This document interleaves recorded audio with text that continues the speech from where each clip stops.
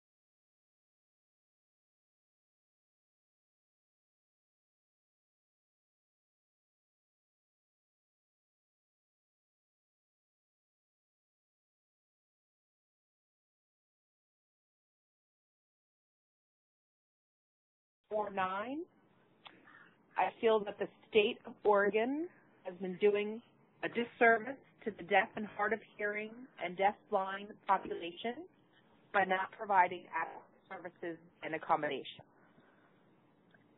I think that Oregon needs to get on the ball, as other states have done, in providing equal access for all individuals that are deaf, hard of hearing, and deaf-blind.